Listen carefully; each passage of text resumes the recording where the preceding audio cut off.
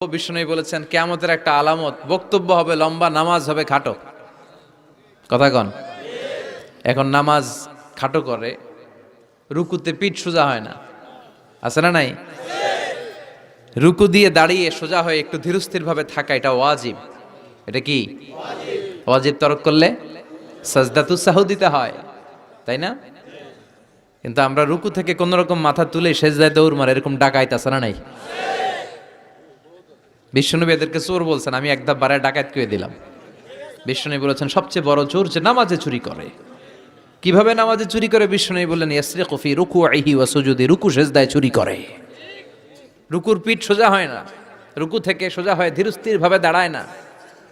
এরপর আবার দুই সেজদার মাঝখানে ধীরস্থির ভাবে 2-1 সেকেন্ড বসা কিন্তু ওয়াজিব। মতলবের ভাইরা মনে থাকবে, একটা সেজদা দিয়ে একটু ধীরস্থির ভাবে বসবেন। এত তাড়া কিসেন আপনার? এত ব্যস্ততা কেন? নো রাশিং ইন সালাহ, নামাজে কোনো তাড়াহুড়ো নাই। সাহাবারা নামাজে দাঁড়ালে ওনার পা থেকে তীর খুলে ফেলা হতো, ফিনকি দিয়ে রক্ত ছুটতো, টের পেত না। বিশ্বনবী নামাজে দাঁড়ালে পা গুলো ফুলতে ফুলতে ঘাম বেরোতো, রক্ত পড়তো, টের পেত না। সাহাবারা নামাজে দাঁড়ালে ওনাদেরকে খেজুর গাছ মনে করে মরুভূমির পাখিগুলো মাথায় এসে বসে যেত। ওনারাও নামাজ পড়ে, আমরাও নামাজ পড়ি, তাড়াহুড়ো।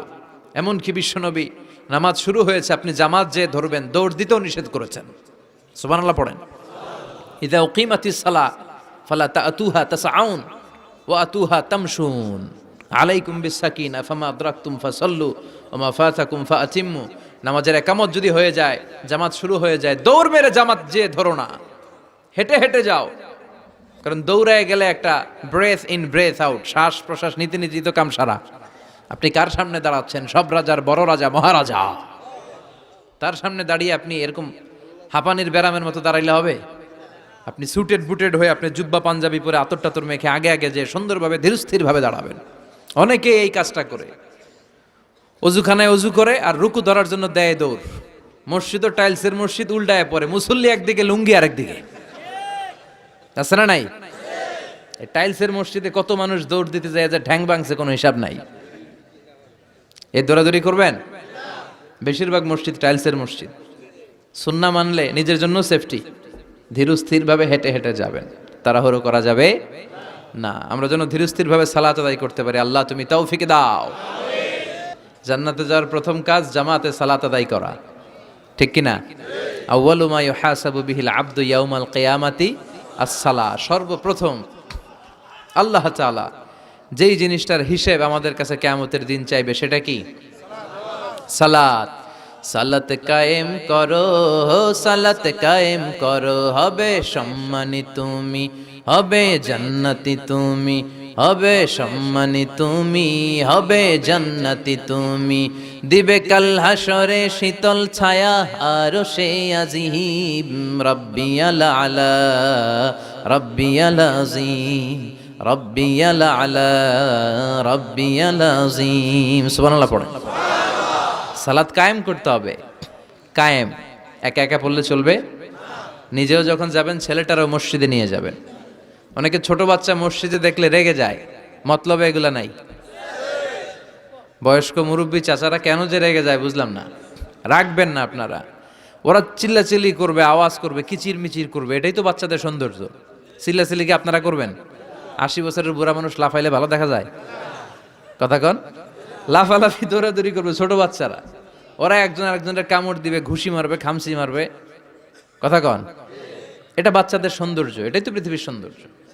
আমি পৃথিবীর অনেক দেশে সালাত পড়েছি, বিভিন্ন মসজিদে পিছনে বাচ্চারা চিৎকার চেঁচামেচি করে, কেউ কিছু বলে না।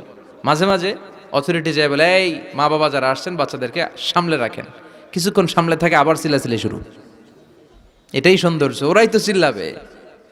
তুরস্কের বিভিন্ন মসজিদে বড় বড় সাইনবোর্ডে লেখা যে জামাত চলা অবস্থায় যদি পেছনে বাচ্চাদের কিচির মিচিরের আওয়াজ শুনতে না পান, তাহলে নেক্সট জেনারেশনের ব্যাপারে ভয়ে থাকেন। পিছনে যদি আওয়াজ শোনা না যায় বাচ্চাদের, তার মানে বোঝা গেল আমাদের নেক্সট জেনারেশন ওরা মুসল্লি হচ্ছে না, ওরা গেমস নিয়ে ঘরের ভেতরে পড়ে আছে। চিল্লা এখন ঠিক কিনা? আর আপনি সালাত পড়তেছেন, পিছনে আওয়াজ, তার মানে আমার ছেলে নাতিপুতি এগুলো নামাজি হবে। কথা কন। এজন্য বাচ্চাদেরকে মসজিদে নিতে রাজি আছেন তো? বাচ্চাদেরকে মসজিদে নিয়ে যাবেন। এই সালাতের হিসাব হবে সর্বপ্রথম হিসাব। এই সালাতের হিসাব যদি সহজ হয়ে যায়, সব সহজ। সালাতে ঝামেলা তো সবটাতে ঝামেলা। বাচ্চাদেরকে মসজিদে নেবেন অথবা ঘরেও জামাতে পড়তে পারেন, তবে শর্ত হচ্ছে আপনার স্ত্রী আপনার সাথে দাঁড়াতে পারবে না। দুইজন যদি আমরা জামাত করি, মুসল্লি বা মুক্তাদি, উনি আমার ডান দিকে দাঁড়াবে, ঠিক কিনা? সহিহ হাদিস অনুযায়ী সমান সমানে দাঁড়াবেন, আগে পিছে না, দুজনেই সমান। বুখারীর বর্ণনা, সমান সমান, তবে উনি ডানে দাঁড়াবে। আর স্ত্রীকে নিয়ে যদি জামাত পড়েন, উনি ডানে দাঁড়াতে পারবেন, উনি পেছনে দাঁড়াবে। নারী আর পুরুষ একসাথে এক কাতারে সালাত পড়তে পারে। বিশ্বনবীর মসজিদে নববীতে মহিলারা সালাত পড়তো। মসজিদে নববীতে প্রথমে দাঁড়াতো পুরুষরা, পুরুষ সাহাবীরা, এরপরে দাঁড়াতো বাচ্চা সাহাবীরা, এরপরে দাঁড়াতো হিজরা সাহাবীরা, মানে পুরুষও না নারীও না। আমাদের সমাজেও আছে না নাই? আমরা এদেরকে আগলে রাখি না, কাজের সুযোগ দেই না, ফলে ওরা হিংস্র হয়ে উঠেছে। রাস্তায় চাঁদাবাজি করে, শুক্রবারে বর কনের গাড়ি আটকায়। কথা কন? কাজ দিলে কিন্তু কাজ করেই খেত। গোটা বিশ্বে সব জায়গায় হিজরাদেরকে অনেক কাজ দেয়া হয়, ফলে ওরা কাজ নিয়ে ব্যস্ত থাকে। তো হিজরাদের কাতার শেষ, এরপরে দাঁড়াতো নারীরা।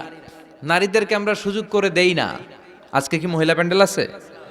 আচ্ছা, আশেপাশে হয়তো শুনতেছে। আমার আলোচনা আবার নারীরা খুব শোনে, আমি নারীদেরকে নিয়েও অনেক কথা বলি। তো এই সুযোগটা তাদেরকে আপনারা করে দিবেন। বাচ্চাদেরকে মসজিদে নিয়ে যাবেন।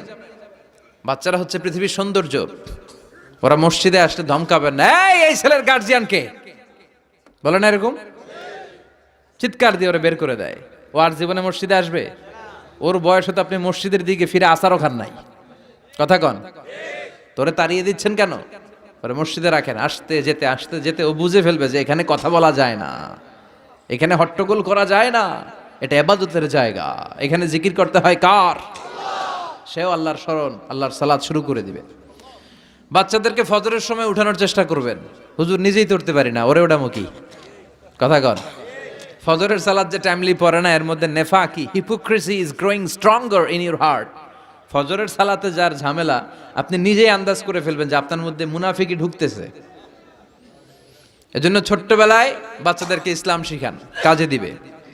অনেকে বলে হুজুর আমার আদরের ছেলে, ডাকলে ওঠে না, 9টা 10টার দিকে ওঠে, 10টা 11টার দিকে ওঠে, ডাকি না। আদরের ছেলে তো। ঘরের মধ্যে যদি আগুন লাগে কি করবেন? আদরের ছেলে ঘুমাক 10টা পর্যন্ত। কথা কন? এজন্য ছেলে মেয়েদেরকে মসজিদে নিতে হবে। রাজি আছেন তো? আল্লাহ বুঝার তৌফিক দাও। আল্লাহ বললেন জান্নাতি আর জাহান্নামীরা কভু সমান হতে পারে? জান্নাতীরা সফল কাম। কার কথা? লা ইয়াস্তাবি আসহাবুন নারি ওয়া আসহাবুল জান্নাতি আসহাবুল জান্নাতি হুমুল ফাইজুন। জান্নাতি আর জাহান্নামীরা সমান নয়। যারা জান্নাতি তারাই সফল। The people of paradise in heaven and the people of hellfire, they never be equal ever. The people of paradise gained the ultimate success in life. যারা জান্নাতি তারাই আসল সফলতার চাবিকাঠি নিয়ে গেল, ঠিক কি না? আবার রব্বুল আলামিন বলেন ফামান যুহজিহা আনিন নারি ওয়া উদখিলাল জান্নাতা ফাকাদ ফাজ ওয়া মাল হায়াতুদ দুনিয়া ইল্লা মাতাউল গুরুর। যারা জাহান্নাম থেকে মুক্তি পেল আর যারা জান্নাতে ঢোকার সুযোগ পেল তারাই সফল হয়ে গেল। জান্নাতে ঢুকতে পারলেই সফল, জান্নাতে ঢুকতে পারলেই। নাও দ্য ডিসিশন ইজ ইয়ার্স। এখন সিদ্ধান্ত আপনাদের, আপনি কই ঢুকবেন? জান্নাতে না জাহান্নামে? মালিক তুমি জান্নাতে, তোমার পাশে আমায় একটি ঘর বানিয়ে দিও, একটি ঘর বানিয়ে দিও সে বিভীষিকাময় মহাদিনে, তোমার প্রতিবেশী করে নিও। মালিক তুমি জান্নাতে, তোমার পাশে আমায় একটি ঘর বানিয়ে দিও, একটি ঘর বানিয়ে দিও। পড়েন আমিন। এজন্য আমরা জাহান্নামে যেতে চাই না, যেতে চাই জান্নাতে। কিন্তু সবাই জান্নাতে যেতে পারবে? ফারিকুম ফিল জান্নাতি ওয়া ফারিকুম ফিস সাঈর। আল্লাহ বলবেন দুনিয়ার মানুষগুলো দুই ভাগ, এক ভাগ যাবে জান্নাতে আর এক ভাগ জাহান্নামে। এখন সিদ্ধান্ত নিতে হবে আপনার যে আমি কোনটায় যাব। সিদ্ধান্ত আপনার। আপনার একটা শক্ত সিদ্ধান্ত পারে আপনারা জান্নাতি বানাতে, আর আপনার একটা দুর্বল সিদ্ধান্তই পারে আপনারা জাহান্নামের লাকড়ি বানাতে। কই যাবেন? জান্নাতে যে যাবে এটাও কইতে পারে না। কোথায় যেতে চাই আমরা?